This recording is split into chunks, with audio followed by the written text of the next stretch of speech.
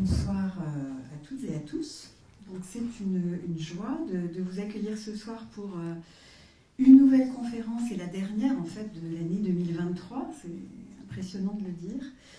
Dernière conférence de l'année 2023 du cycle Chartistes à l'œuvre, qui est, comme vous le savez, notamment l'occasion de présenter l'actualité éditoriale des chartistes, et c'est le cas ce soir, avec la présentation de l'ouvrage paru en avril dernier, intitulé « Le génie de l'art indien » de notre confrère Vincent Lefebvre, ancien élève de l'école, archiviste paléographe de la promotion 1999, conservateur général du patrimoine et actuellement directeur des collections du prestigieux Musée national des arts asiatiques, le musée Guimet. Donc bienvenue à vous, Vincent Lefebvre. Bienvenue également à vous, Nicolas Filissic, éditeur aux belles lettres, car cette présentation d'ouvrage se fera ce soir à deux voix, en un dialogue auteur-éditeur qui est une formule appréciée.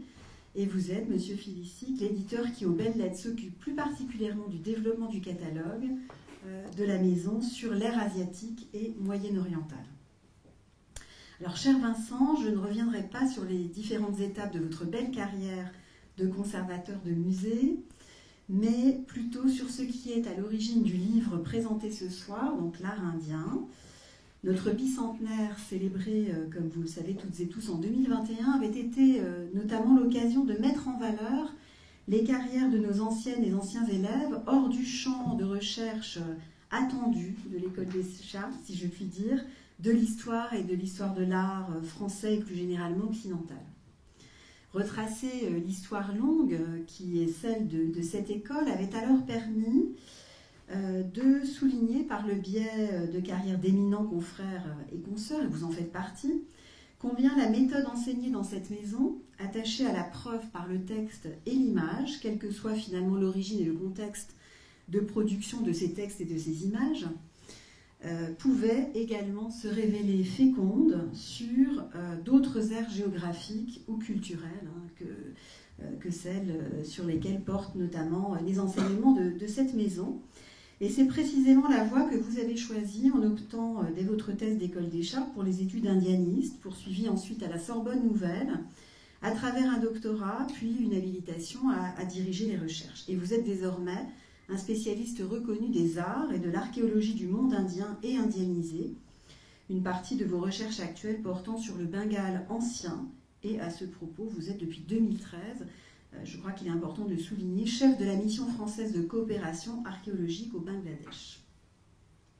Donc avec cet ouvrage, vous vous proposez d'offrir aux lecteurs profanes de l'art indien ou indianisé les clés de lecture nécessaires pour pouvoir entrer en compréhension et donc apprécier à sa juste valeur un art qui a longtemps paru étrange et difficile à saisir dans votre ouvrage très richement illustré avec 150 magnifiques planches d'illustration. Je note tout particulièrement les exemples, je suis médiéviste, de miniatures médiévales, voilà, notamment liées au livre des merveilles de Marco Polo, qui figure l'étrangeté du monde indien, et j'aime particulièrement, c'est une des premières miniatures présentées, celle qui précède immédiatement l'introduction, et qui nous figure une divinité, la façon dont on se représentait, une divinité indienne avec une créature hybride entre, je ne sais pas s'il s'agit d'un cheval et d'un prophète, en fait, c'est ni prophète ni cheval, donc prophète à barbe.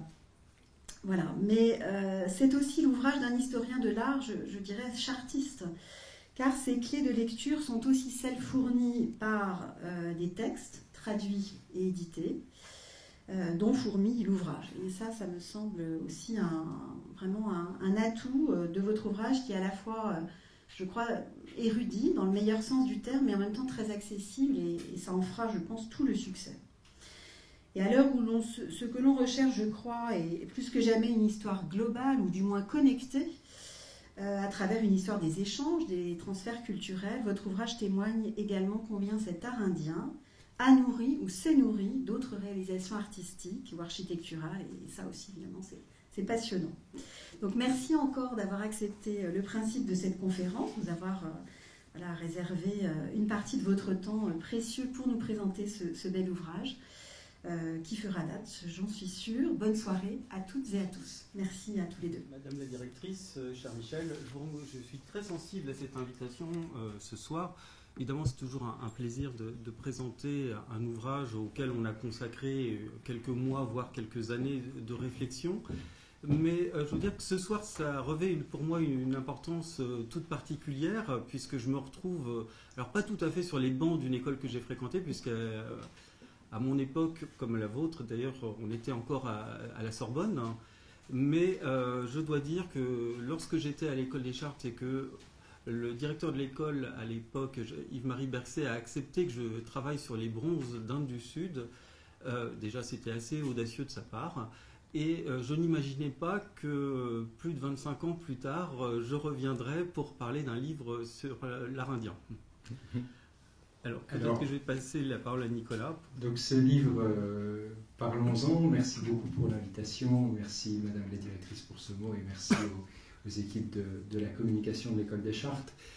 Effectivement, on est très heureux d'être ici pour parler d'un livre voilà, sur un sujet un peu lointain de nos latitudes. Alors peut-être, ce qu'on peut dire, c'est que Vincent, quand tu es venu nous trouver les belles lettres en juillet 2021, tu avais une idée déjà toute faite et très très précise du livre que tu voulais faire. Il n'était pas question de faire une histoire de l'art, un livre qui vise l'exhaustivité, mais une approche de donner des clés de lecture. Alors, fort, je pense, de tes années d'enseignement, de tes années à travailler dans les musées, notamment au musée Guimet, mais pas seulement, à faire visiter des expositions d'art indien, de tes années à constater que peut-être quand on proposait une exposition sur l'art indien, d'un coup on avait moins de ferveur que si on proposait une exposition sur, par exemple, des estampes japonaises ou maintenant sur la culture japonaise classique et populaire.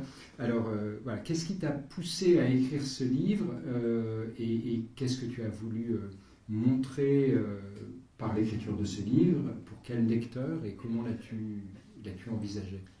Alors peut-être si je peux commencer par une anecdote, je reviens justement à mes années ici à l'École des Chartes. Lorsque je commençais à l'époque par dire que je voulais travailler sur l'art indien, beaucoup de gens me demandaient si je m'intéressais plutôt aux Sioux ou aux Apaches.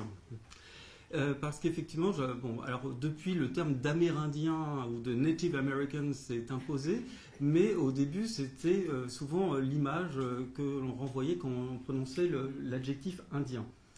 Et puis, alors effectivement, tu l'as dit, dans les différents aspects de ma carrière, je me suis retrouvé face à des gens pour qui je dois dire l'art indien, c'est ça. Ça évoque donc une planche de Tintin, assez bien documentée sur le plan iconographique, même si on a une confrontation entre le nord et le sud de l'Inde qui est assez surprenante, et surtout un sacrifice animal à Shiva, ce qui n'est pas très orthodoxe, il faut bien dire. Bon, ça c'est l'imagination d'Hergé. Mais effectivement, comme tu le disais, je l'ai vu parfois avec la réunion des musées nationaux, pour ne pas la nommer. Lorsqu'on propose une exposition sur l'art indien, on dit « Oh là là, ça fera venir personne, ça va coûter cher, on n'y comprend rien ». Et très souvent, enfin, c'est un petit peu la réflexion qu'on entend, ce sont des statues avec plein de bras, plein de têtes, et de toute façon, c'est peut-être beau, mais j'y comprendrai rien. Et voilà, ce que j'ai souhaité, j'avais l'envie de ce livre depuis une bonne douzaine d'années, je dois dire, et ce que je voulais à travers celui-ci, c'était justement donner quelques clés de lecture pour un public non spécialiste, c'est-à-dire que ce n'est pas un livre que j'ai écrit pour un public d'indianistes, mais plutôt pour des gens qui auraient un peu de curiosité vis-à-vis de l'Inde, mais qui n'auraient pas forcément envie de lire un manuel. C'est-à-dire que là, il faut le préciser clairement, ça n'est pas une histoire de l'art qui ferait partir des débuts de la pré- ou de la proto-histoire jusqu'à l'art moderne. Donc j'ai souvent plaisanté ces derniers mois avec la directrice de l'école du Louvre, qui est une amie, en lui disant, tu sais, je suis en train d'écrire un anti-manuel. Elle me dit, c'est très bien, j'ai hâte de le lire. Et puis après, elle me dit, maintenant que tu as écrit ton anti-manuel, écris-moi le manuel. Et donc ça, je me suis livré depuis à l'exercice inverse.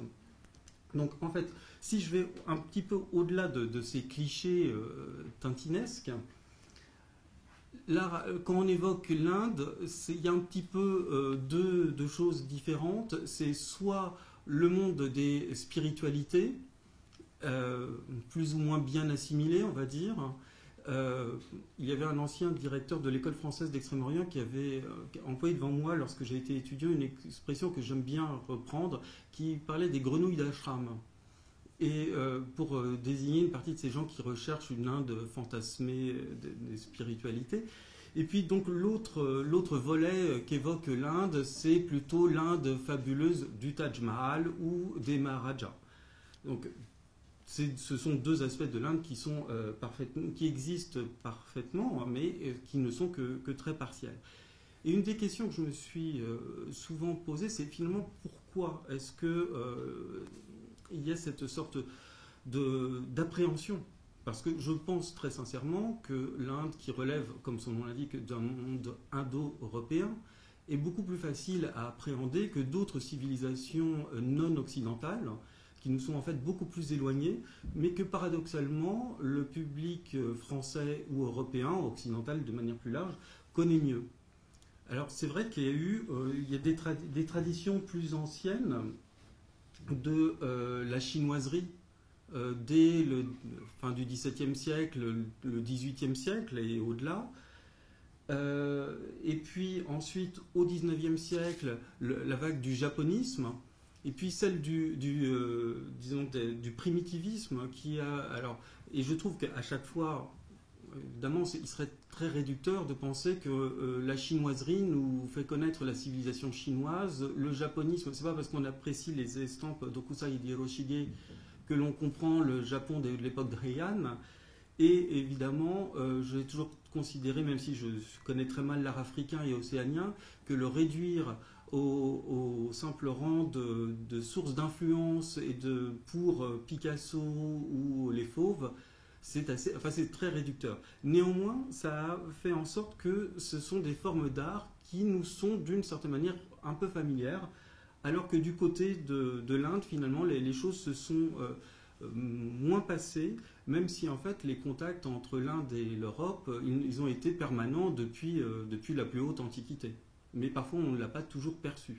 Parce qu'il y a beaucoup de choses qui nous sont arrivées par des filtres, et ça on pourra peut-être y revenir à l'occasion. Après, ce que peut-être on peut préciser tout de suite, c'est quelles sont les formes d'art en quelque sorte qui, là tu as montré quelques sculptures, quelles sont les formes d'art dont il va être question dans ce livre, et puis quelles sont les époques que tu couvres aussi, parce que c'est une question qui est très vite posée en fait. Où s'arrête-t-on, où commence-t-on? Je ne me suis pas donné de limite en fait. C'est-à-dire que l'idée, c'est pas un manuel, c'est pas une histoire de l'art continue, du début jusqu'à la fin.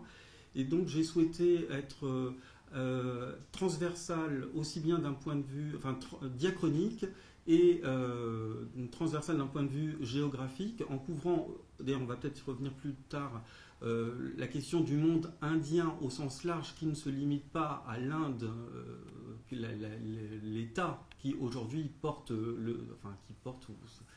c'est débattu d'ailleurs avec son Premier ministre puisqu'il veut en changer le nom, mais enfin ça, c'est un autre sujet. Le monde indien est plus large que l'Inde, et donc j'ai souhaité aborder les formes artistiques dans les expressions les plus larges, donc de la statuaire, qui m'est peut-être le domaine le plus familier, la sculpture, l'architecture hindoue, bouddhique, jain, mais également l'islam, avec la question de l'adaptation des formes islamiques dans le sous-continent indien, la question des arts décoratifs et de la peinture, notamment de la peinture de manuscrits. Voilà, donc ça c'est juste une petite sélection d'œuvres de ce qu'on va pouvoir trouver. Alors peut-être pour entrer dans le concret tout de suite, on peut s'intéresser à la question de l'iconographie à laquelle tu consacres. Alors on part de la fin du livre en fait, parce que c'est le dernier chapitre du livre, mais on peut en parler maintenant parce que d'une part, si on s'intéresse à cette question des anatomies fantastiques, qui est celle que tu soulignais, puisque c'est peut-être la première chose à laquelle on pense, on se dit voilà, l'Inde c'est Shiva et ses bras, c'est Brahma et ses trois têtes. Alors, peut-être 4. Tu peux peut-être nous en dire un mot et pourquoi, d'où ça vient, comment cela s'est développé et puis est-ce que c'est une spécificité indienne et... Alors, spécificité indienne, non, mais je vais y revenir dans un instant. Mais comme je le disais d'entrée de jeu, je pense qu'une des difficultés, qui pour moi n'en est pas une, mais un constat que je fais, ce qui arrête beaucoup de gens face à l'art indien, c'est justement ces formes assez étranges. Or, cette incompréhension, elle ne date pas d'hier. Alors, puisqu'on est quand même à l'École nationale des chartes, je ne pouvais pas ne pas mettre une miniature médiévale avec ce folio du livre des merveilles de Maître Boucicaut, alors là, tout ce que je dis sur le Moyen-Âge, c'est absolument pas de moi. Il y a un ouvrage absolument remarquable de Parthamitter qui n'est pas traduit en français, en anglais, qui s'appelle Much Malign Monsters, c'est-à-dire des monstres très très méchants, qui parle de la réception de l'art indien depuis le Moyen-Âge jusqu'à la fin du 19e siècle. Et donc, il avait mis en valeur cette image qui est en fait une illustration du récit de Marco Polo. Marco Polo qui est surtout connu pour son passage en Chine, mais qui est aussi allé un temps, en tant qu'envoyé d'ailleurs de l'empereur de Chine en Inde du Sud. Et il raconte qu'il est allé dans des temples, il a vu des cérémonies religieuses, donc vu des danseuses sacrées, c'est ce qu'on appelle en sanskrit les devadasi, celles qu'on appelait au 19e siècle les bayadères. Et donc, dans son texte, qui, comme vous le savez, il a rédigé ou dicté en français, il parle des nonins de Moutier, donc les nonnes de monastère. Alors, quand Maître Boucicaut a illustré ça, alors lui, il avait évidemment... il n'avait pas du tout connaissance, il n'avait pas été sur place, donc il voit des nonnes de monastère qui dansent autour d'une idole, et ben voilà, il nous représente des clarisses en train de danser devant une statue qui a exactement le même aspect. Alors pour faire indien, on lui fait le visage noir, mais voilà comment... Voilà. Donc là, c'est une image assez déformée au Moyen-Âge, qui est encore là une image relativement positive, parce que ce que l'on constate dans beaucoup de manuscrits de la fin du Moyen-Âge et même du début du XVIe siècle, début de la Renaissance, c'est la représentation à partir de textes qui sont plus ou moins bien informés, des illustrations par des artistes qui, eux, se contentent d'interpréter le texte sans s'être rendus sur place. Ils vont traduire ces images, donc ça c'est l'image que vous évoquez tout à l'heure, donc de sacrifices sanglants à des êtres, à des divinités monstrueuses. Et c'est pas pour dire que la RMN est l'héritière de ces concepts, mais je me demande si au fin fond du subconscient, il n'en reste pas un petit peu quelque chose quand on essaie de mettre en valeur l'art indien au Grand Palais. Voilà aussi comment... un autre exemple, le récit de voyage de Vartema, donc c'est un récit de voyage qui en tant que tel est un voyage réel, mais lorsque paraît l'édition allemande, le graveur qui va illustrer le texte représente les divinités indiennes, exactement avec tous les codes de l'iconographie diabolique dans le christianisme. Et puis, par la suite, quand on avance un peu dans le temps, on a encore des représentations un petit peu fabuleuses, alors qu'on a des descriptions textuelles qui, elles, sont, alors parfois avec une base d'une certaine incompréhension, mais des descriptions qui commencent à être un peu plus exactes. L'illustrateur, lui, va perpétuer ces images. Là, Vincenzo Cartari qui évoque les représentations de divinités à plusieurs têtes, là, et aussi sans doute la figure du dieu Ganesha, le dieu à tête d'éléphant, eh bien son illustrateur dans l'édition de Padoue en 1615 nous invente cette figure assez étonnante d'une divinité à 3 têtes d'éléphant, 3 bras, enfin en plus généralement le 3, le nombre est toujours pair, donc ça colle absolument pas, mais ça renvoie sans doute à la découverte des premiers sites indiens et un des premiers sites qui va être vraiment exploré par les Occidentaux, les marchands européens, c'est l'île qu'on appelle d'Elephanta, qui se trouve en face de Bombay, donc Bombay qui était un tout petit comptoir. Et dans cette île, donc, il y a un temple excavé, une grotte, dans laquelle se trouvent des figures gigantesques sculptées au VIe siècle, qui ont évidemment énormément frappé l'imagination. Alors évidemment, au début, personne ne savait de qui avait fait ça. Il y a eu des hypothèses comme quoi c'était les Égyptiens qui étaient venus d'Égypte pour sculpter ces choses. Donc je rappelle qu'au XVIIe siècle, on n'avait pas encore déchiffré non plus les hiéroglyphes, donc ça permettait toutes les imaginations.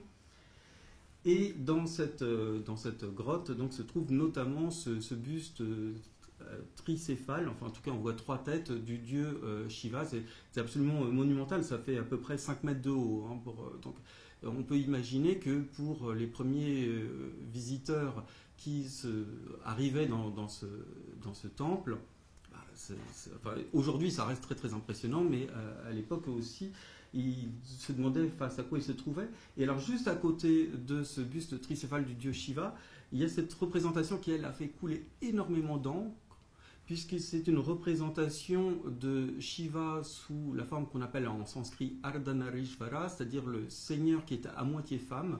Ça renvoie à un épisode de la mythologie du dieu Shiva dans lequel il va se combiner avec son épouse, la déesse Parvati, pour ne constituer plus qu'un seul être. Donc là, vous avez la partie droite du corps qui est masculine, la partie gauche est féminine, et donc il n'a qu'un seul sein. Alors, que fait un voyageur occidental face à une sculpture avec un seul sein? Il dit c'est une Amazone. Et donc pendant un bon bout de temps, pendant plusieurs siècles, en fait, on a le mythe de l'Amazone, d'Elephanta qui va...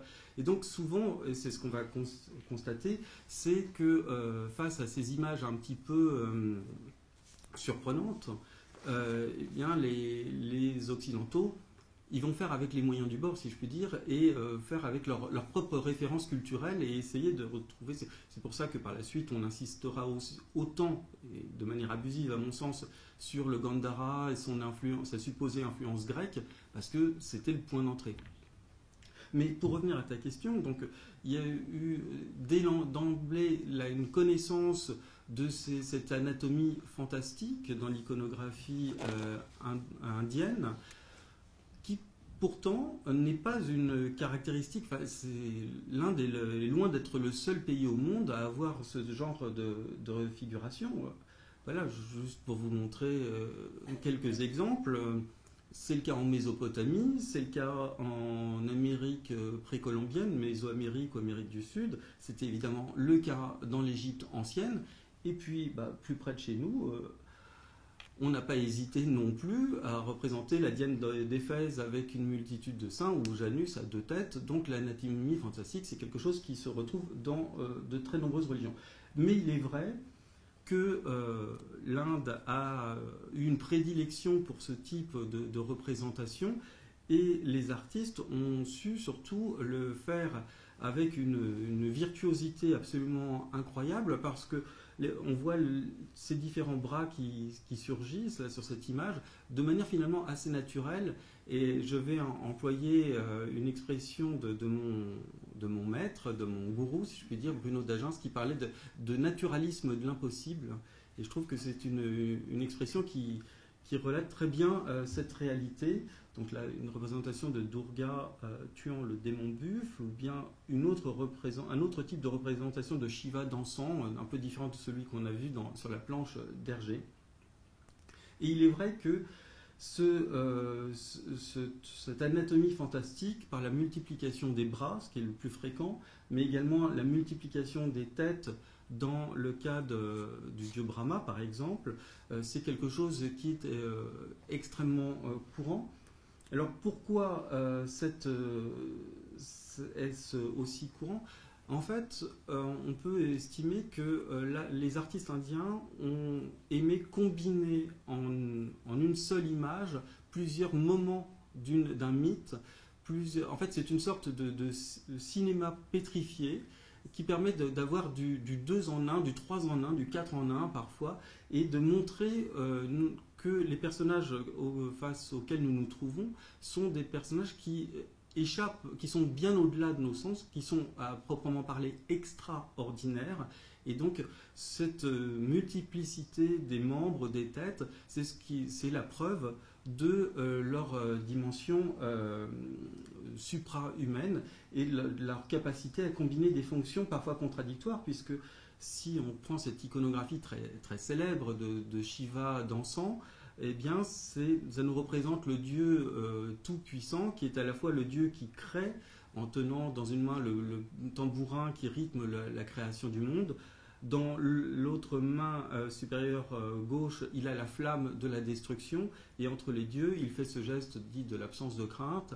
Donc il est le Dieu qui à la fois crée, protège et détruit.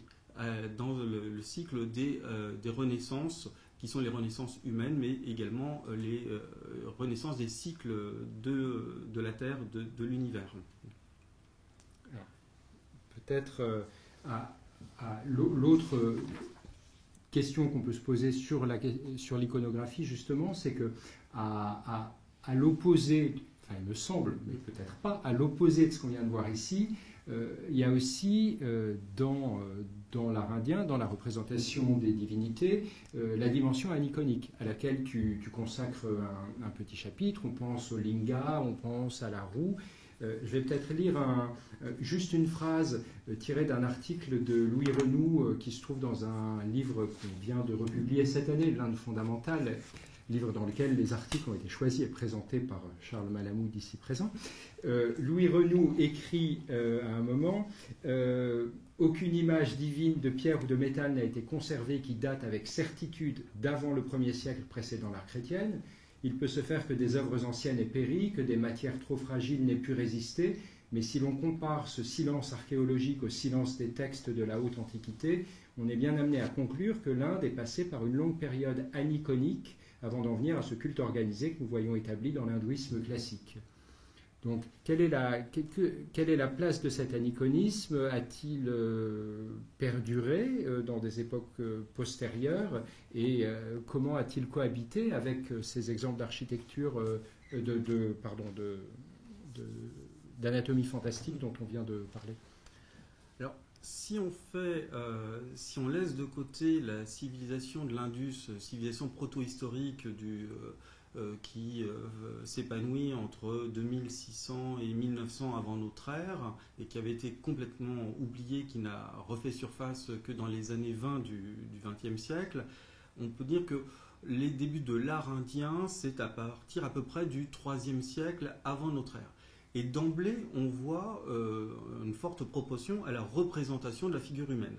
C'est pour ça que le terme d'aniconisme, qui est un petit peu qui est courant dans les études sur l'Inde, m'a toujours un petit peu gêné parce qu'il n'y a jamais eu d'interdiction de la représentation de la figure humaine. Au contraire, celle-ci est extrêmement présente.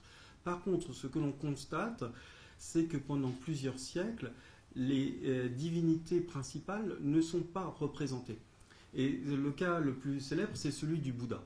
Dans les premiers siècles de l'art bouddhique, ce personnage, une fois qu'il a atteint l'éveil, puisque c'est la traduction du terme le Bouddha, c'est celui qui est donc l'éveillé, celui qui a atteint l'illumination.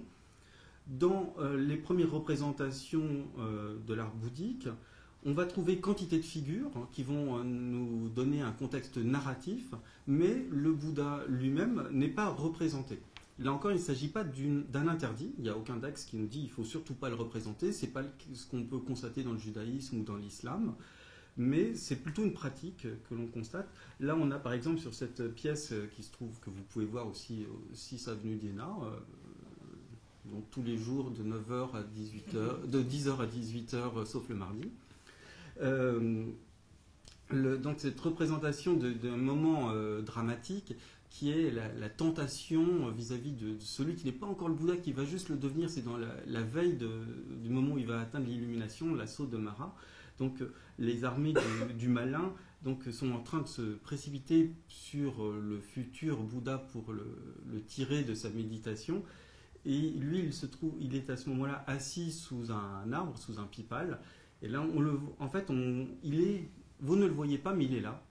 Il est représenté à travers d'abord l'arbre qui nous donne le contexte, le trône qui nous montre l'endroit où il est assis, et si vous regardez attentivement, il y a un petit tabouret sous le trône et il y a les empreintes de ses pieds. Donc il est là, mais il n'est pas représenté. Sans doute parce qu'on devait estimer que cette expérience de l'éveil qui permet d'échapper au cycle des réincarnations, qui permet de rentrer de son vivant dans le nirvana, terme qui en sanskrit veut dire l'extinction, le néant, c'est pas du tout... souvent les termes sanscrits qui nous sont parvenus sont quand même employés de manière un peu galvaudée, donc c'est pas le paradis, nirvana, c'est plutôt... il n'y a plus rien.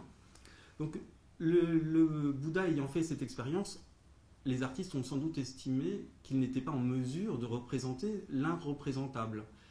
Et lorsque le Bouddha commence à être représenté sous une forme humaine, c'est au début de notre ère. Alors là, les dates et le lieu de l'apparition font l'objet de beaucoup de débats, même si aujourd'hui on a une idée un peu plus claire. Mais il est intéressant de constater qu'en fait, le Bouddha va être représenté à peu près au même moment où vont apparaître également les premières représentations des plus importants personnages du jainisme, les Tirthankara, les Jaina, mais également les dieux comme Vishnu ou Shiva. Et à partir de ce moment-là, donc la phase aniconique ne disparaît pas, elle est peut-être un peu moins importante, et dans le bouddhisme, la question de cette représentation, plus symbolique, va se perpétuer. Elle va se perpétuer dans l'art indien, mais ça va aussi se diffuser avec le bouddhisme. Et un des derniers avatars, pour employer un terme là aussi bien galvaudé, un terme sanskrit, c'est le bouddhisme zen du Japon. Donc, le mot zen lui-même est intéressant parce qu'il dérive du sanskrit dhyana, la méditation, qui est passé par le chinois chan, et pardon pour ma prononciation du chinois qui est épouvantable, et donc le zen, où on retrouve donc dans l'art zen aussi cette représentation par le vide de la présence du Bouddha. Mais ça n'est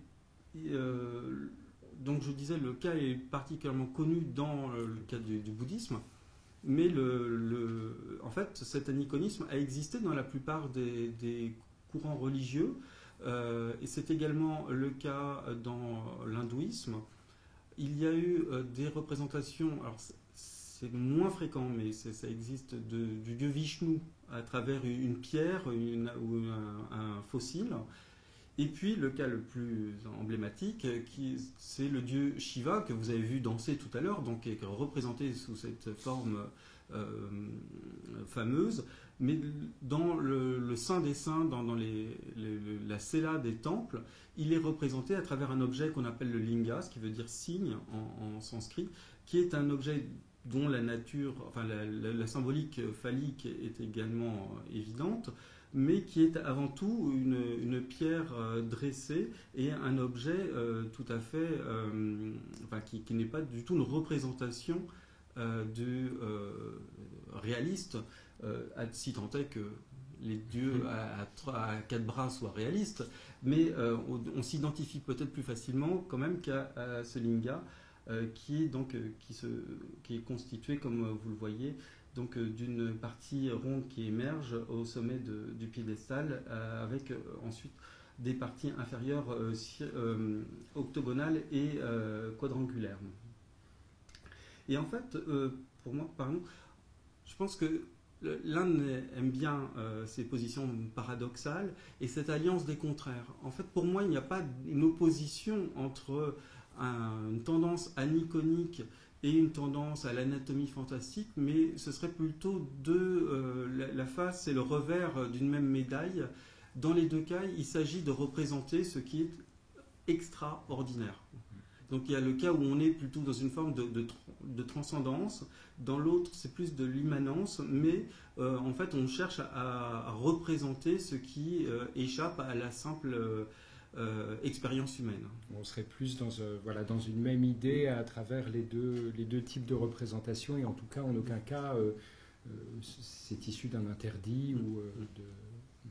Alors, c'est peut-être l'occasion, là, parce qu'on vient de voir donc justement un Lingga qui nous a emmenés au Cambodge. On a glissé subrepticement de l'hindouisme vers le bouddhisme. On est allé faire un pas jusqu'au Japon. Donc, et sur la couverture, on peut le faire remarquer, la peinture rupestre qu'on trouve ici en fait se trouve au Sri Lanka.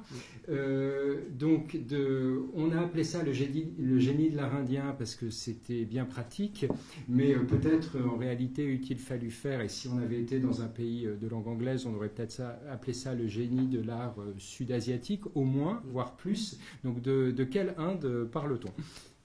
Alors, on ne parle certainement pas de l'Inde au sens géopolitique actuel, parce que le monde indien, il est beaucoup plus large, et on peut même l'étendre encore plus si on parle d'indianisation, c'est-à-dire d'autres régions de l'Asie où une partie de la culture, de la civilisation indienne a pu s'étendre à un moment donné de son histoire. Donc si on prend les dimensions maximales de cet espace, évidemment ça comprend toute l'Asie du Sud. On emploie peu ce terme malheureusement en France, on l'emploie beaucoup plus en anglais, de South Asia. Souvent il y a une confusion entre Asie du Sud et Asie du Sud-Est, malheureusement c'est pas tout à fait la même chose. Et donc l'Asie du Sud, ça correspond au sous-continent indien. Donc il va de soi que les frontières qui sont celles de 1947 n'ont pas de sens, et que le Pakistan, le Bangladesh font partie de l'Inde au sens historique même. Mais on peut encore aller au-delà, donc j'aurais tendance à comprendre l'Afghanistan, du moins une bonne partie de l'Afghanistan au sud de l'Hindu-Kush, dans ce monde indien et indianisé, au moins jusqu'à l'arrivée de l'islam. Après, les choses finalement changent parce qu'on va relever beaucoup plus du monde persan. Et puis, à l'autre bout, on peut traverser le golfe du Bengale vers cette Asie du Sud-Est, tant continentale qu'insulaire, donc jusqu'à l'Indonésie, les îles de Bali et de Lombok, puisque au cours probablement de la première moitié du premier millénaire de notre ère, par des voies commerciales, la civilisation indienne s'est en partie implantée, a été adoptée par des élites d'Asie du Sud-Est, qui ont donc fait leur à la fois deux des grandes religions nées en Inde, l'hindouisme et le bouddhisme. Le jaïnisme, lui, ne s'est jamais exporté. Et puis, avec ces deux religions, une langue a également été employée, qui est le sanskrit. Donc, qui est le sanskrit pour l'Asie, c'est l'équivalent du latin au Moyen-Âge en Europe. C'était la langue à la fois des religions, mais la langue d'expression du pouvoir royal. Et ainsi, les inscriptions royales à Java ou au Cambodge sont souvent bilingues, avec la partie noble de l'inscription en sanskrit, dans un sanskrit souvent extrêmement élaboré, et puis la partie plus opératoire de l'inscription qui est en khmer ancien ou en javanais. Mais donc c'était finalement... Et puis en Inde même, où il y a de très nombreuses langues, le sanskrit c'est la seule langue qui n'était pas forcément pratiquée par beaucoup de personnes, mais c'était la seule langue qui était comprise du nord au sud et d'est en ouest.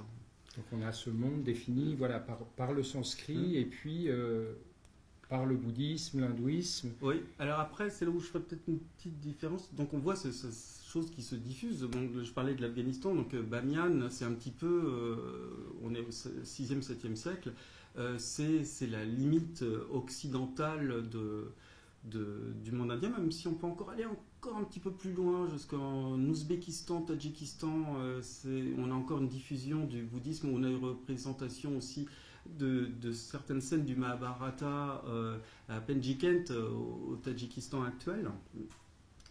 Mais par exemple, le bouddhisme va se diffuser, on le sait, via les routes de la soie vers l'Extrême-Orient. Et là, je n'irai pas jusqu'à dire que l'Extrême-Orient est indianisé parce que le bouddhisme y est présent. Là, on va avoir un gros problème diplomatique avec la Chine, la Corée et le Japon, parce que ils adoptent le bouddhisme, pas l'hindouisme, et surtout, il n'y a pas de diffusion du sanskrit. Il y a certains pèlerins chinois qui sont allés en Inde pour traduire des textes, mais justement, ils les ont traduits. Donc c'est là où là on a un exemple avec ces deux sculptures qui se trouvent au Louvre à Abu Dhabi, avec le modèle indien et son adaptation chinoise. Il y a un siècle d'écart entre ces deux sculptures. La sculpture indienne est du 5e siècle, la sculpture chinoise du 6e siècle. Et on voit à la fois comment les canons esthétiques indiens de l'époque Gupta ont été adaptés au goût chinois. Mais là, on est à un moment où l'indianité se diffuse très largement et au moment se confronte et se mêle à la sinité, à la civilisation chinoise. En revanche, donc en Asie du Sud-Est, on a encore une continuité des canons, des formes, que ce soit dans la statuaire, dans l'architecture. Est-ce qu'un temple comme celui d'Angkor Wat est dans un canon Totalement. Il est même plus indien que parfois que les temples indiens eux-mêmes. C'est-à-dire qu'il est plus conforme au traité d'architecture, comme s'il avait été appliqué à la lettre. Alors, il y a des choses qui sont amusantes de voir comment les formes se sont adaptées à ce contexte, parce qu'il ne faut pas du tout penser que c'est une forme d'impérialisme, que les formes, ce sont plus des concepts qui voyagent et qui vont s'adapter à des contextes locaux. Un des exemples les plus frappants pour moi, c'est celui du stupa. Le stupa, c'est cette forme de reliquaire monumental qui abrite en principe des restes du Bouddha ou d'autres saints personnages et qui dérive tout simplement d'un tumulus funéraire qui, à l'origine, est à la forme, vous voyez, de cet hémicycle. Donc, c'est un monument qui est plein, autour duquel on tourne mais on n'y pénètre pas. Et puis, ce stupa abrite en soi des reliques véritables, soit étant simplement un monument votif, va s'adapter au fil du temps, de l'espace, à des contextes très variés et va adopter des formes très différentes. Donc, vous pouvez voir les formes qui vont aller vers l'Afghanistan, et d'autres plus avec cette forme campaniforme qui est plus propre à l'Asie du Sud-Est, en Birmanie ou en Thaïlande. Là, Ayutthaya, on est au XVIIe siècle. Sur la vue précédente, Sanchi, c'était au 1er siècle avant notre ère. Donc ce sont des formes qui ont une vie très très longue. Mais ce stupa, il se transforme quand il va vers l'Extrême-Orient pour devenir la pagode. Ce sont en fait le stupa est surmonté normalement d'un parasol qui indique la présence d'un personnage éminent, et ce sont en fait ces parasols qui vont se transformer dans les différents étages ou les toits de la pagode, aussi bien en Chine qu'au Japon, là avec l'exemple de Nara.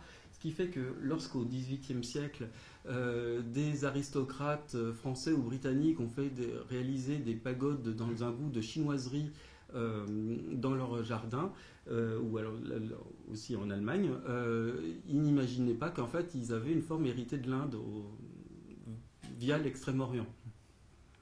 Alors, ce qui est intéressant, c'est de voir ce développement en fait des formes et d'une grande liberté, de grands métissages qui vont s'imposer, alors qu'en fait au début, quand on regarde, Madame la directrice précisait qu'il y avait un certain nombre de textes qui étaient traduits dans ce livre, d'extraits des textes sur lesquels tu as beaucoup travaillé. Quand on regarde les textes, il y a des considérations extrêmement précises sur la manière dont la statuaire doit être constituée, sur la manière, les types de temples qui peuvent exister. On a aussi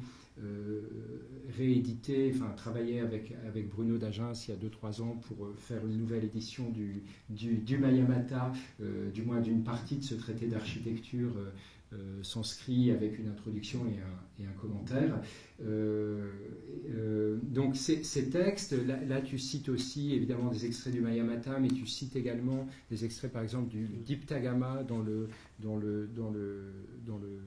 livre, qui est un texte daté environ du XIe siècle, qui donne des dimensions aux statues. Heureusement, tu nous fais des tableaux un peu synthétiques pour essayer de voir à quoi ça pourrait ressembler, parce que sinon les sutras, c'est sûrement pas aussi clair.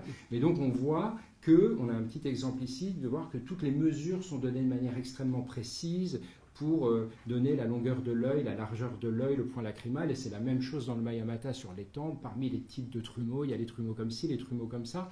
Donc en fait, où se placer la création dans un cadre aussi précis, et comment est-ce qu'on a pu avoir des formes aussi variées qui se sont développées malgré, a priori, le besoin de répondre à des traités aussi stricts et précis. Alors effectivement, des traités... D'abord, en Inde, il y a des traités sur absolument tous les sujets. C'est quand même une civilisation qui a même codifié les positions amoureuses. Donc, ils adorent faire des catégories et avec des sous-catégories, ce qui fait qu'au final, on a une liberté absolument énorme parce qu'il y a tellement de possibilités qu'on arrivera toujours à rentrer à peu près dans les cases. Et alors, effectivement, en architecture ou pour la réalisation des images, on peut trouver de nombreux textes qui ne sont pas des modes d'emploi, c'est pas faites votre sculpture vous-même, mais qui vont servir un peu d'aide-mémoire pour trouver notamment tous ces ensembles de mesures. Et alors on peut ensuite en faire aussi des croquis très précis, parce que ça nous donne en fait les proportions des différentes parties du corps par rapport au tout, par rapport à la hauteur totale de l'image, mais c'est également les différents éléments architecturaux par rapport au temple lui-même. Et je crois que ce qui est intéressant, au-delà de ces données très précises, ces données numériques qui sont assez fastidieuses, et d'ailleurs quand on fait de l'édition critique, alors, je tiens à préciser, Michel, que lorsque j'étais à l'école des chartes, il y a un cours que j'ai fui à tout prix, c'était celui d'édition critique. Et résultat, la première chose que j'ai fait en sortant de l'école, c'était de partir dans une édition critique d'un texte sanskrit. Et alors, quand on travaille sur ce type de texte, on s'aperçoit que les copistes n'y comprenaient rien et qu'ils se trompaient il faut vraiment avoir plusieurs manuscrits pour pouvoir rétablir les bons rapports numériques. Parce que comme quoi, c'était peut-être pas tant appliqué que ça. Mais ce qui est important pour moi, c'est plutôt la notion d'esthétique qu'on peut en tirer, c'est le rapport, l'harmonie qui est recherchée entre les différentes parties. C'est toujours le rapport de la partie au tout, d'une part. Et puis d'autre part, ce qui est recherché à travers ces textes, c'est la sanction religieuse. Se dire que l'œuvre que l'on va réaliser, que ce soit une image ou un temple, il va être conforme à ce qui est attendu. Et étant conforme, il va être efficace du point de vue religieux.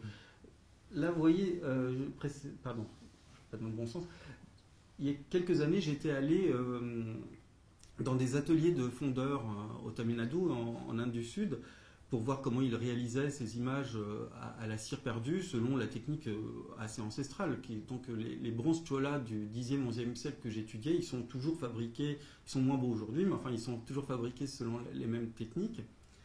Et donc j'ai demandé plusieurs fois aux artisans, est-ce que vous suivez un traité, un shastra? Elle dit, ah oui, c'est très très important le shastra, c'est très très important. Et plus précisément, c'est lequel que vous... au fait, c'est lequel qu'on... Et je me suis rendu compte que ce qui comptait pour eux, c'était de dire que leur image, elle avait cette sanction canonique. Mais finalement, ces textes, par toutes donc, comme je dis, ce qui m'intéresse plus au-delà de ces précisions assez fastidieuses, c'est cette esthétique qui ne dit pas vraiment son nom, qui transparaît à travers ces prescriptions normatives. Et puis on sait aussi que ces textes, ils ont pu circuler facilement. Un manuscrit, ça voyage beaucoup plus facilement qu'un monument. Et c'est sans doute aussi ce qui explique le voyage d'un certain nombre de formes, et notamment vers l'Asie du Sud-Est. On a, à travers l'épigraphie, quelques mentions qui nous indiquent que certains de ces textes ont été lus sur place, ils étaient compris. Et en fait, là où en Inde, on a peut-être eu des auteurs qui ont essayé de normaliser une réalité qu'ils voyaient se créer sur place, ils ont écrit un texte qui a voyagé et qui a été retranscrit avec la connaissance locale en Asie du Sud-Est, ce qui fait, dont tu parlais tout à l'heure d'Angkor Wat. Angkor Wat est à la fois un pur génie, la pure création khmer, c'est un temple qu'on ne verrait jamais en Inde, et en même temps c'est ce sans doute le plus conforme à toutes les prescriptions normatives de la littérature indienne. Parce que là, elles ont vraiment été, on a essayé de les respecter. Oui, c'est souvent dans un contexte un petit peu, alors j'ose pas dire colonial, aujourd'hui c'est très mal vu, mais enfin, dans cette adaptation d'une culture, sans doute une adaptation, une lecture littérale de ces textes qui n'avait pas forcément cours en Inde même. Mais c'est très, ça me fait penser aussi, sans épiloguer, mais on avait publié il y a 2 ans une anthologie de textes sur l'Ayurveda par Michel Angot, des extraits de la Charaka Samhita et d'autres textes, où il y a un moment comme ça, un compte du nombre d'os de la main. Et en fait, c'est pas du tout le nombre dont... Enfin, on sait aujourd'hui qu'il n'y a pas du tout ce nombre-là d'os dans la main. Et puis ensuite, en dessous, il détaille en fait quels sont les différents os qu'on a dedans. Si on fait la somme des os détaillés, on n'arrive pas du tout au nombre qui est donné. Et donc Michel Angot explique qu'effectivement ce nombre n'est pas donné suite à dissection, mais plutôt voilà, comme une espèce d'ensemble, parce que c'est un nombre qui correspond au nombre de cycles, enfin, à des considérations plus cosmiques pratiquement qu'à la réalité de la chose. Alors peut-être que pour conclure, parce que je pense qu'on arrive peut-être vers le bout, on peut poser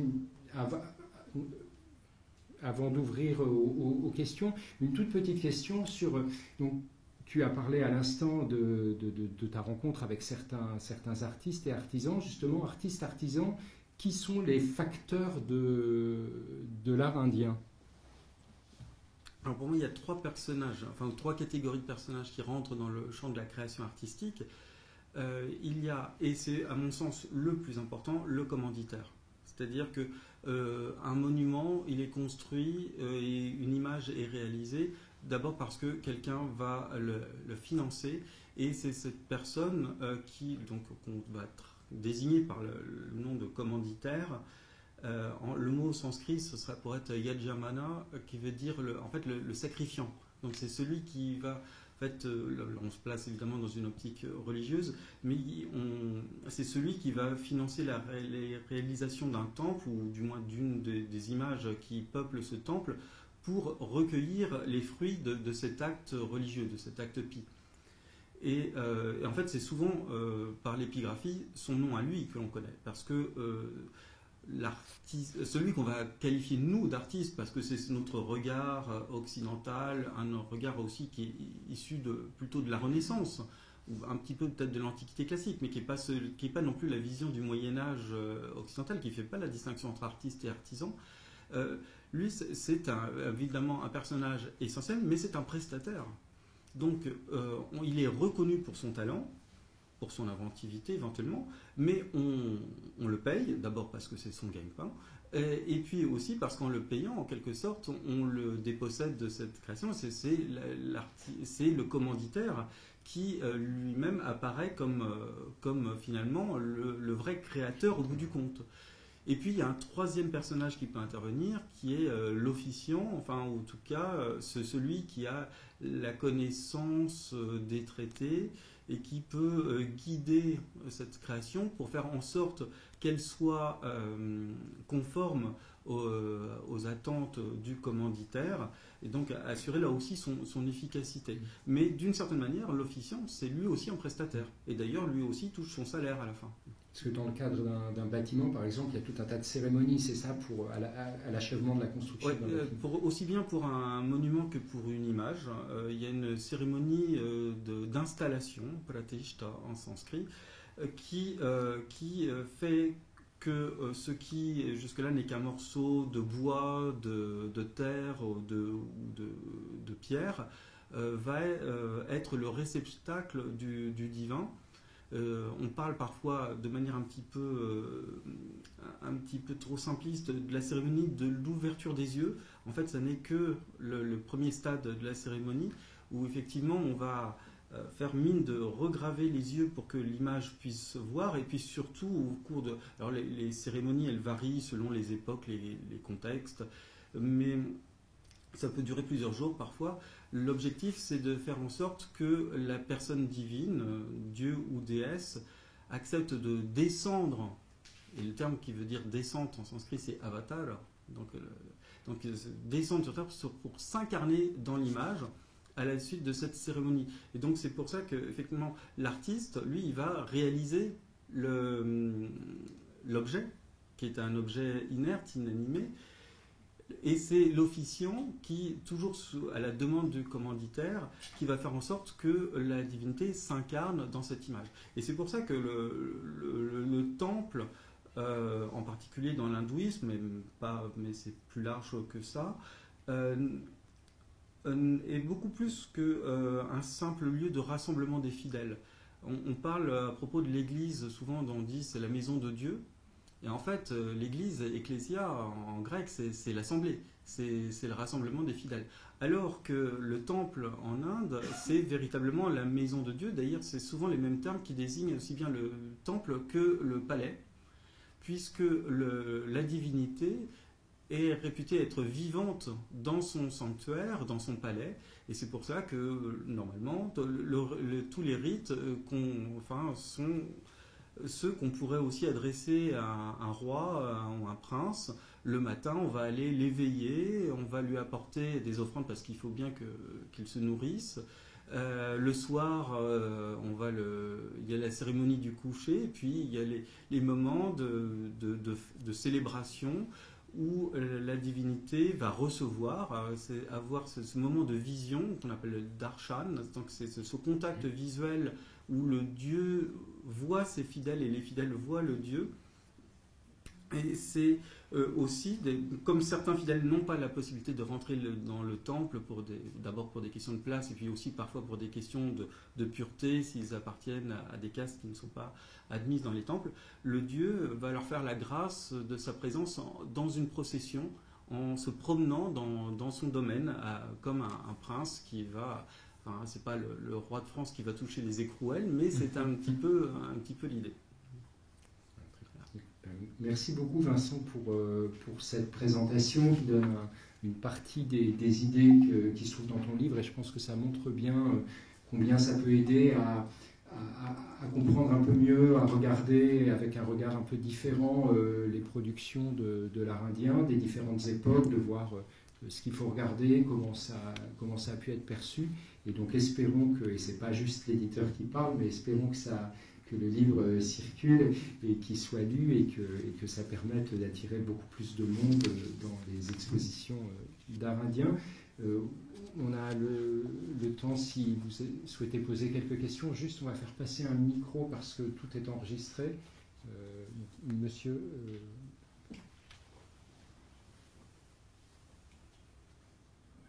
Je voudrais donc revenir sur le titre de votre ouvrage. Oui. Alors, pardon si la question est peut-être un peu provocatrice, mais où est le génie dans l'art indien ? Alors, le génie, c'était un peu dans l'esprit, peut-être un peu... c'est peut-être un peu pédant de faire référence à Chateaubriand, mais de même idée que le génie du christianisme, c'est plutôt mettre en avant la question de l'inventivité et c'est pas pour dire que l'art indien c'est génial, c'est plutôt la capacité d'invention de l'art indien. Dans sa spécificité. Oui. Et puis, en fait, ce que j'ai essayé de mettre en avant aussi, c'était de montrer à la fois en quoi l'art indien, pardon, là je ne peux pas vous résumer la totalité de l'ouvrage, mais en quoi il partage des constantes avec l'art en général, et aussi en quoi il se singularise. Et pour moi, c'est un peu là où j'aboutis dans la conclusion, ce qui fait la caractéristique de l'art indien pour moi, ce ne sont pas ces formes exubérantes, compliquées à comprendre, parce que comme j'ai essayé de vous le montrer tout à l'heure, ça existe dans beaucoup d'autres civilisations, mais c'est peut-être dans cette capacité de suggestion. Pour moi, la force de l'art indien, mais c'est aussi peut-être une de ses difficultés, c'est que ce n'est pas un art qui explicite clairement les choses, mais qui sollicite celui qui le regarde pour le faire je vais dire que c'est très participatif pour employer un terme à la mode, mais ça demande que celui qui rentre dans un monument le parcourt, puisque c'est une expérience, que vous ne prenez pas le monument comme un tout, mais c'est quelque chose dans lequel vous allez déambuler et donc ressentir une expérience sensorielle, physique, et face à une image aussi, cette manière de combiner différents événements en une seule représentation, ça sollicite l'imagination de celui qui le regarde. Et ce sont des choses qu'on retrouve aussi beaucoup dans la littérature indienne. Donc il y a beaucoup de liens qu'on peut établir entre la manière dont sont composés certains textes littéraires et dans la manière dont sont agencées ces images. Et donc c'est cette capacité suggestive de l'art indien, c'est pour moi ce qui en constitue son génie. Après, libre à chacun de trouver ça génial ou pas. Bonsoir, merci beaucoup pour votre présentation très intéressante. Alors, moi c'est une question très simple qui sera peut-être évoquée dans votre ouvrage, mais je profite de votre présence pour vous la poser directement. Ma question porte sur le rôle de la civilisation grecque et son influence dans le développement de la représentation en Inde. Alors, j'ai essayé de faire un petit peu justice à cette question. Effectivement, on sait qu'au début de notre ère, enfin même dès le 1er siècle avant, dans le nord-ouest du sous-continent indien, dans ce qui est aujourd'hui le nord du Pakistan, la vallée de Peshawar, qui s'appelait autrefois le Gandhara, mais également donc, dans le sud de l'Afghanistan, se sont développées des formes d'expression qui relèvent en partie de l'art hellénistique. Alors, on dit, ouais, voilà, c'est l'influence d'Alexandre. Alexandre, c'est 4e siècle avant notre ère. Hein. Il y a quand même un fossé de 3 bons siècles entre les débuts. Donc le lien serait plus avec Rome, d'ailleurs, qu'avec la Grèce. En fait, ce qui s'est passé, c'est qu'à la suite de l'aventure d'Alexandre et de la création de l'Empire séleucide, se sont implantés en Asie centrale des royaumes d'origine grecque, mais qui se sont très fortement iranisés, et puis ensuite, en se rapprochant de l'Inde, se sont indianisés également. Du coup, on a dans cette région-là un art qui est peut-être, dans son expression plastique, assez hybride, mais lorsque donc s'est posé la question au début du XXe siècle de savoir quand était apparue la représentation du Bouddha, un Français en particulier, Alfred Fouché, avait étudié cet art du Gandhara qu'il avait qualifié d'une expression qui, moi, me fait bondir à chaque fois que je l'entends, mais je l'entends tous les jours au musée Guimet, donc je bondis tout le temps, quoi. Qui est l'art gréco-bouddhique. J'aime pas du tout cette expression. Et Fouché avait un peu défendu l'idée que le fait de faire représenter le Bouddha sous des traits humains, c'était une influence grecque. Alors, ça a été contrebalancé par certains chercheurs indiens, en particulier Coomaraswamy, qui a plutôt défendu l'idée que le Bouddha, la représentation sous les traits humains du Bouddha était née en Inde centrale, à Mathura.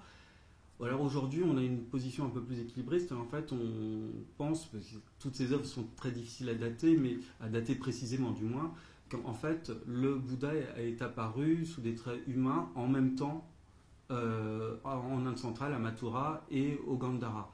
Mais ce qu'on constate aussi, c'est pour ça que je l'ai évoqué tout à l'heure, qu'au moment où apparaît l'image humaine du Bouddha, apparaissent aussi, dans les mêmes années, les premières représentations des grands dieux du brahmanisme, Vishnu et Shiva, qui eux apparaissent plutôt à Mathura, là aussi, et beaucoup moins au Gandhara. Donc en fait, je crois qu'il faut faire la distinction entre l'idée de la représentation sous une forme humaine qui est un développement propre au bouddhisme, à l'hindouisme, donc ça c'est un développement de la sensibilité religieuse, où on va passer de la représentation symbolique à la représentation sous des traits humains, et puis un mode d'expression artistique particulier dans le nord-ouest du sous-continent, où là il y avait des liens avec des milieux hellénisés, et donc là où en Inde centrale on représente le Bouddha sous des traits purement indiens, si je puis dire, il va être plus proche des canons hellénistiques au Gandhara. Mais je ne crois pas du tout que ce soit les Grecs qui aient inventé la représentation du Bouddha. Mais pour tout vous dire, j'étais la semaine dernière invité à un workshop, comme on dit en bon français, au British Museum, qui prépare une exposition d'art indien, parce qu'eux, ils ont moins de difficultés que nous pour ça. Ils ont une plus grosse communauté aussi. Et en fait, c'était devenu presque c'était le running joke pendant les 2 jours de l'atelier, c'était de ne plus prononcer le nom de Gandhara, parce qu'on voulait justement se débarrasser un peu de cette idée de l'influence grecque. Oui, au cours de votre conférence, vous avez beaucoup insisté sur le fait que, en tout cas j'avais l'impression que une grande partie des œuvres d'art que vous avez montrées étaient plutôt dans le domaine religieux. Et donc je me demandais s'il y avait un art profane indien. Ah oui, ou alors si c'est un biais de conservation qui fait que... Oui, non, vous avez parfaitement raison. Alors bon, il se trouve que là, dans le temps imparti, on n'a pas pu tout montrer. Et puis d'ailleurs, on n'a pas non plus insisté sur les œuvres qui relèvent plutôt des arts de l'islam, hein, puisque c'est quand même quelque chose de très important en Inde aussi, quoi qu'en dise le gouvernement actuel.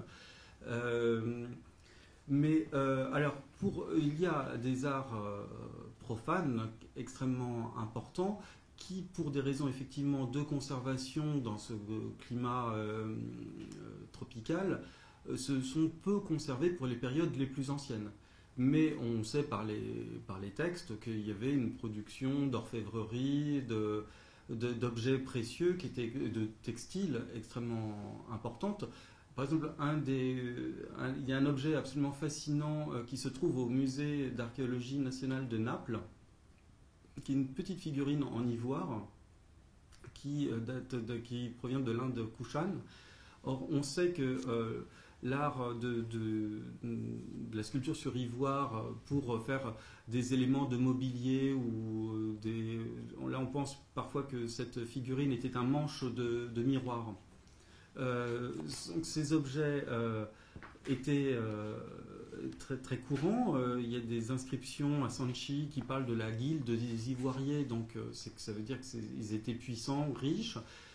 Mais en Inde même, avec le climat chaud et humide, l'ivoire s'est pas toujours très bien conservé. Et grâce à l'éruption du Vésuve en 79, eh bien, il y a cette pièce qui avait été exportée jusqu'en Italie, qui a pu être conservée. Et puis on en a d'autres des ivoires qui nous sont parvenus, que vous pouvez voir là aussi au musée Guimet, qui proviennent de Begram, donc ce site qui se trouvait sans doute une des villes fondées par Alexandre le Grand. Cette fois c'est vraiment grec au départ. Et donc à Begram, on est à une 50aine de kilomètres au nord de Kaboul. Là, les archéologues français en 1936-37 ont mis à jour une cache avec des ivoires indiens, à côté d'ailleurs de pièces qui provenaient des vers d'Alexandrie ou de Syrie, des plâtres romains et des lacs de Chine. Donc il montre bien qu'à ce moment-là, on est au tout début du 1er siècle de notre ère. L'Afghanistan se trouvait à un carrefour de routes commerciales à très très longue distance. Donc en fait, d'ailleurs, les auteurs romains parlent de ce commerce et du déficit commercial de Rome à cause de l'Inde. Donc que tous les sesterces qui partent vers l'Inde et ces textiles qui proviennent d'Inde ou de Chine mais vient l'Inde et qui permettent, ça c'est Pline qui le dit, aux riches romaines de se promener dans les rues dans des tenues absolument indécentes. Donc en fait, à l'époque plus classique, 17e, 18e siècle, via les compagnies des Indes, on a beaucoup importé en Europe, notamment ces textiles, celles qu'on a appelées les indiennes d'ailleurs en France, les calicots en Angleterre, mais ça existait en fait dès l'époque romaine. Et par la suite, beaucoup de choses ont continué à voyager entre l'Europe, enfin entre l'Inde et l'Europe, mais par le filtre du Moyen-Orient, du monde arabe, ce qui fait qu'il y a plein de choses qui sont arrivées chez nous depuis l'Inde dont on ne perçoit pas forcément l'origine indienne, à commencer par les chiffres dits arabes, qui sont quand même qui sont indiens au départ. Sur la question de la découverte de l'Inde par la France au XVIIe siècle et l'importation d'indiennes, je vous donne rendez-vous à la rentrée où on aura un livre par une universitaire américaine, Faith Bisley, professeure à Dartmouth, et on publie un livre justement sur la manière dont un savoir sur l'Inde s'est constitué dans les salons parisiens au XVIIe siècle en France. Donc, voilà, ça on pourra y revenir sur les périodes plus récentes. Eh bien, très bien, merci beaucoup pour votre présence.